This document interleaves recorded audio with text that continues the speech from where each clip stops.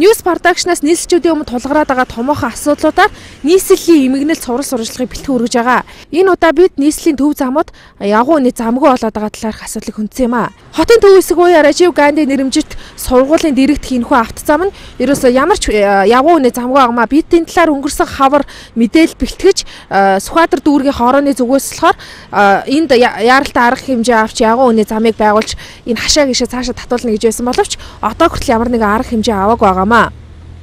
Яг энэ замаар ерөнхий боловсролын 16 дугаар сургууль болон 4 дугаар сургууль мөн глобал удирдагч дээд сургууль мэрэгчлэл сургалт үйлдвэрлэлийн төвийн оюутан сурагчид зорчдог энэ хэсэгт ягуухаа алхах нь байтугай эсрэг урсгалын 2 автомашин арай хийж зөрж байгаа энэ зам дээр автомашины осол байнга шахуу гардаг гэдгийг замын цагдаагийн газрынхан мэдээлэл хийхдээ байнга хэлдэг юм а. Гэвч энэ хавийн аж ахуйн нэгж байгууллага болон орон сууцныхан өөрсдийн эзэмшлийн талбайгаа хэтрүүлэн ашиглаж яг өөрсдийнхээ хашааг замын зорчих хэсэгтээ зэрэгцүүлж барьснаас болоод энд явгуух болох ямар ч боломжгүй байгаамаа.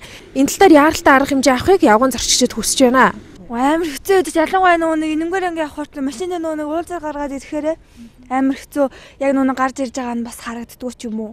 Амар бас асуудалтай. Тэгээ ялангуяа энэ хаваар амар их нэг сургууль мургуул 10 жилийн сургууль мургуул их байгаа болохоор бас асуудал байгаа. Шүн мөний цагаар ч гэсэн ер нь эвгүүлээдэг баг.